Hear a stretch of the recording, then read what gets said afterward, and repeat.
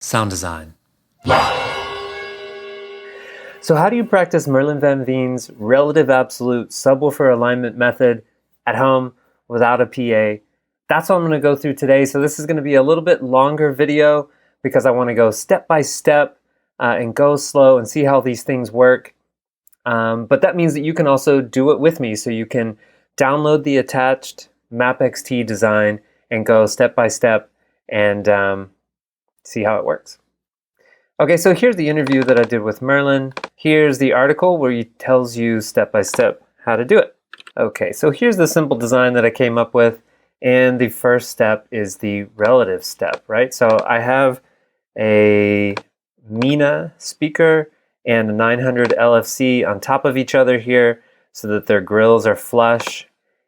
And I can mute and unmute them with the device configuration down here. So here's the Mina, here's the 900 LFC.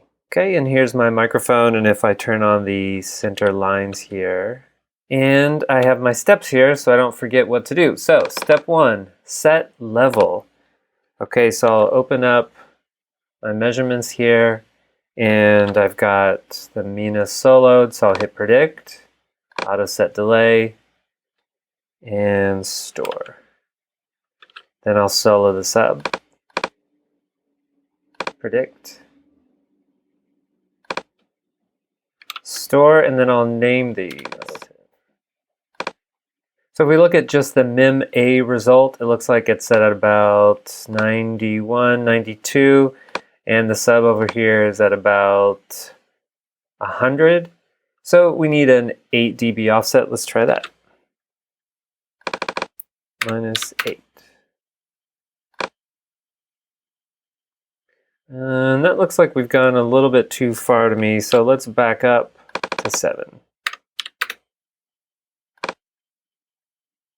Okay, I'm going to call that level set, and I'll store that as well.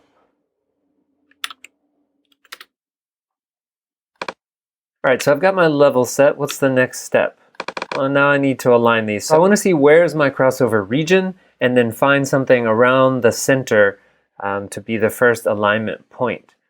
So I know my crossover region, according to Merlijn's article, is anywhere where my two traces are within 10 dB of each other. So I'll just sort of move the cursor around here until I see mem-a and mem-b be about 10 dB from each other. And I'd say that it's about here. So close to 63, and then if I move this up, then I see mem-a, mem-b about 92 to 82. So about 63 to 125. That's pretty easy to remember, right? So somewhere in the middle might be over here, and this is a good place to start where they are at about equal magnitude. So let's start here and see what we need to do to get these two into alignment. Now my eyeballs can't quite tell which of these has the steeper slope, but I know that if I add delay to this red trace, which is my main, right, the Mina, that I'll be able to bend it down farther, closer to this guy. So that'll be my first attempt. So let me put my cursor back here at 83 Hertz and see how much delay I would need to add to get these two into alignment. Mem-a is 119 degrees and mem-b is at 19 degrees. So let's go over to the calculator. 119 minus 19, well, that's 100, isn't it? Okay. So 100 divided by 360 divided by 83.5 Hertz, and then multiplied by 1,000 so we can get milliseconds is 3.32. 3.32.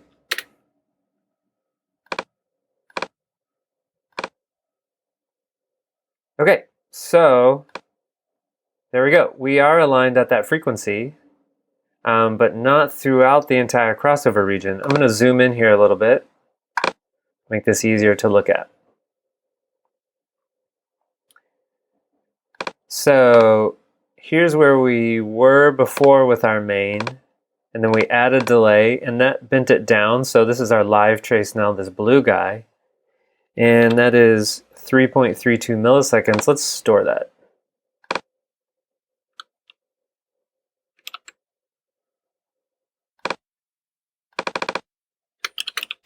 Mina solo 3.32 milliseconds. Let's also store a combined trace, because what we want to do next is try some different options and see if we can find even better alignment. So I'll unmute this guy. There we go. We see we're getting summation, but we're not sure if that's quite the best possible solution. So we'll store this. We'll call it combined with 3.32 milliseconds. You know what? I'll put in an M here to signify main or Mina. Okay, so I'm going to hide these that we just did and clear this. And we want to try one better solution. So let's see. Here's where we were. Now we've got this aligned at this frequency. And now, according to Merlin's article, we can sort of rotate our phase trace around this frequency like a seesaw, either adding or subtracting half or multiple cycles and using a polarity reversal. So let's do that. I know I could add more delay, but I know that's going to make this trace here of my Mina even steeper. And so I think that'll take it more out of alignment. So I want something that's less steep. So I think the first step is going to be to find what the cycle is at 83.5 hertz. So let's try that. So 1,000 divided by 83.5 hertz would be 11.97 milliseconds.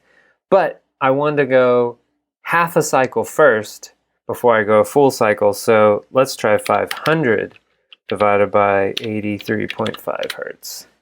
That gives me 5.98. So what I want to do is subtract now 5.98 milliseconds from the delay that I already have there. But we've got a problem because I can't put negative delay into the device configuration here. But I'm going to go ahead and do this calculation anyway, and then I'll know that whatever delay is left will just go into my sub. 3.32 minus answer. Okay, 2.66 milliseconds. So let's try that. So I'll take this out and I'll put this in 2.67 polarity reversal. Predict. So now we're looking at our original Mina measurement with no change. It's hard to see because there's no name here. There we go. And now we're looking at the new change in the sub, this guy here, and that actually looks really good to me. So I'm going to store that here. And now I want to look at a combined trace. So let's turn these on together.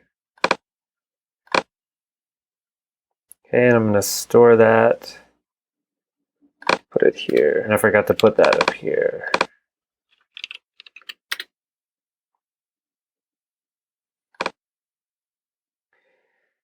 All right, so here's the summation I'm getting, and now what I want to do is compare that to the previous one. And that's a little bit hard to see, so let's hide some things.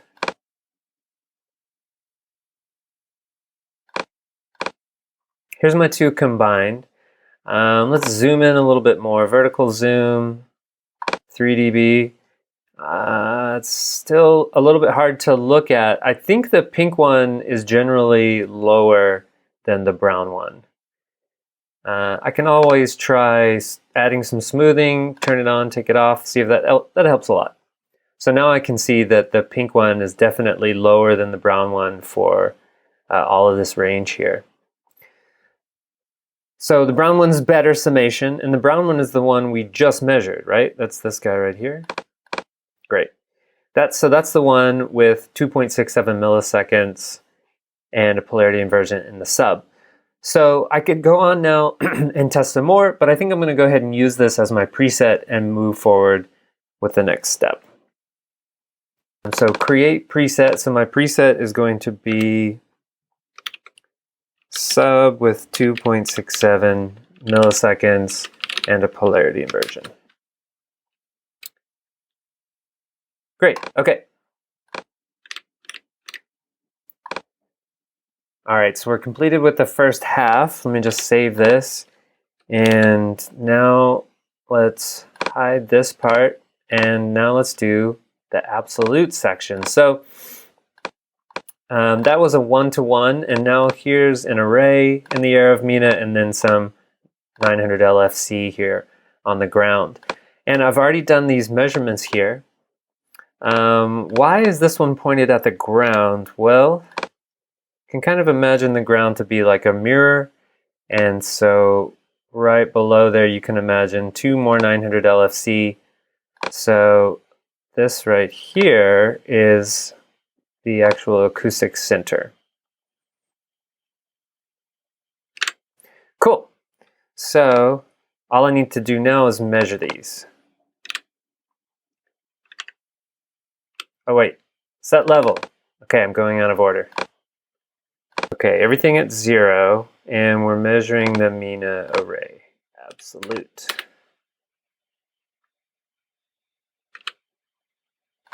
And now the sub solo. Okay, now we have the opposite problem. Now we need to turn down the Mina array if we want to match the subs because they're not quite loud enough to keep up. I guess better with this design would be to add another subwoofer, but I'm going to move forward with this instead. So also keep in mind that we don't have any of the walls on for reflections, but this is still a good, I think, test environment to do, taking small steps, making small changes before things get too crazy. So let's turn down the Mina. Yes.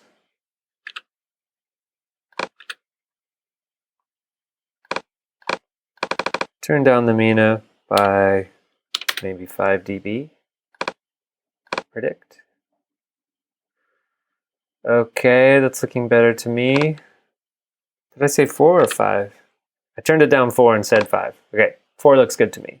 Let's save that.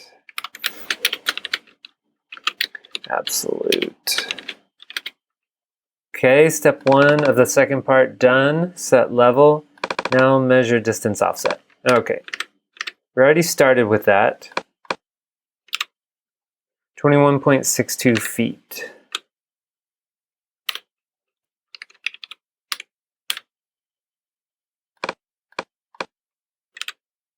$19.45. So the difference is 2.17. This array is 2.17 feet closer to the measurement position than this array. So I'll need to add some amount of delay to push this one back and make it arrive at the same time. How much exactly? Well, we can get an approximation by multiplying this distance offset in feet by 0.9. So I should delay my Mina array by 1.95 milliseconds. And I could do that. I could put 1.95 milliseconds in here and then put my preset in the sub. But that seems a little complicated. I might as well just subtract 1.95 milliseconds from this preset. So let's do that.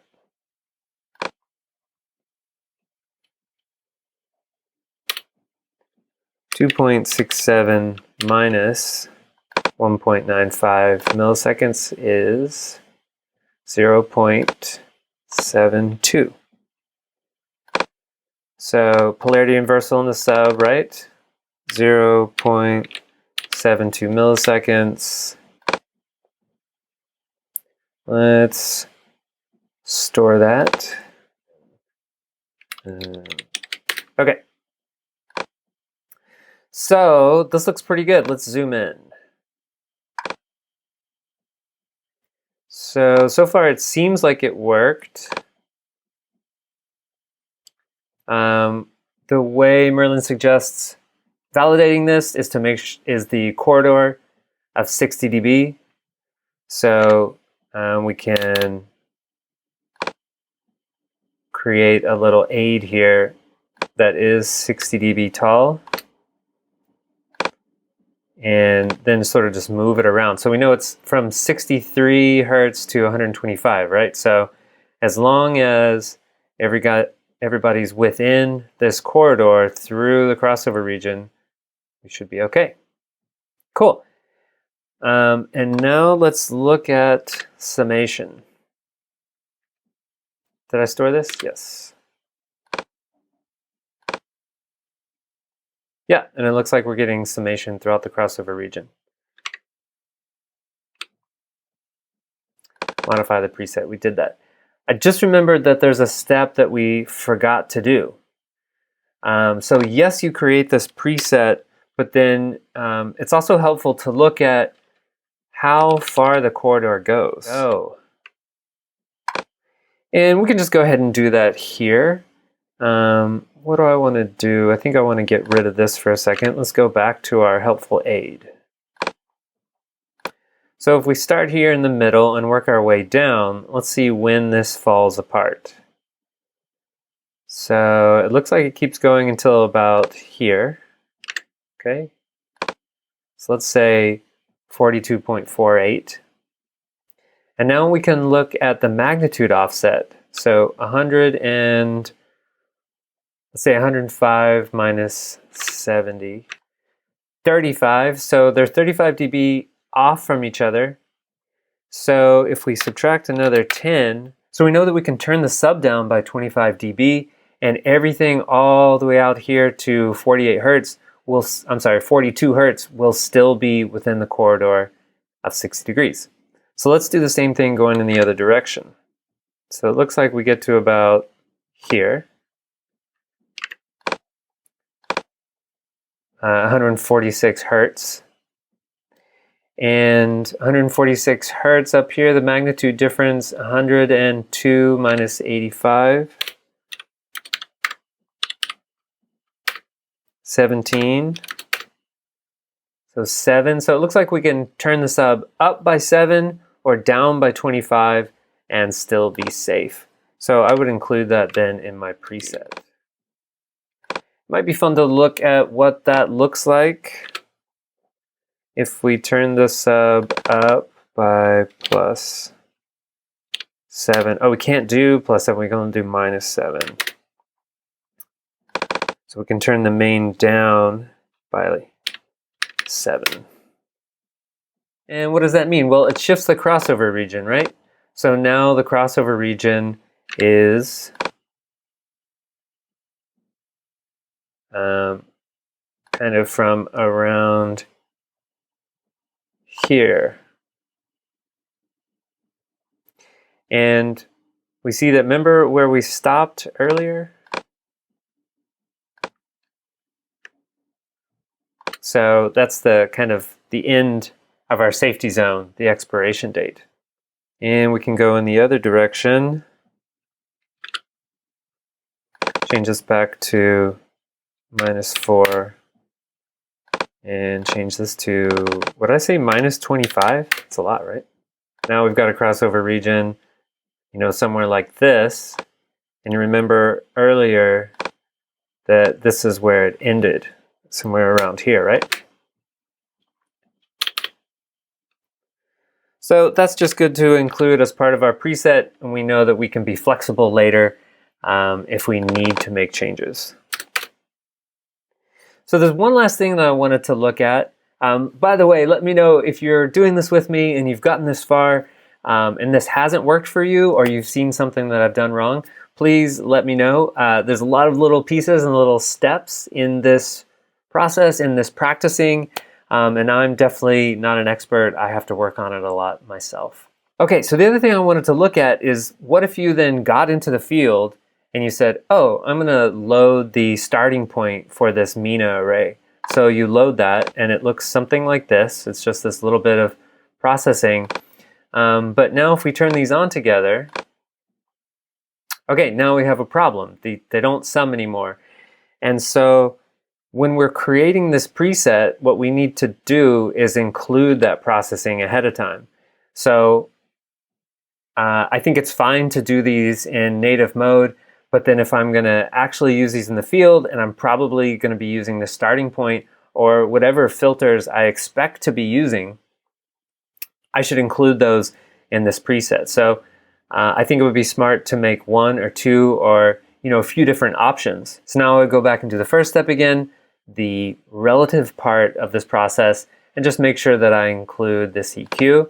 And then I would have two presets. So when on my list here, I would have a like a native mode preset, and then I would have a starting point preset for the Mina. Maybe include there what the filters are, maybe even a photo or something like that.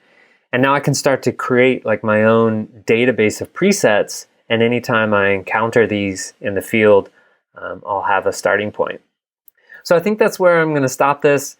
Yeah, let me know what questions came up for you, and I hope to see you in the next video. Sound design.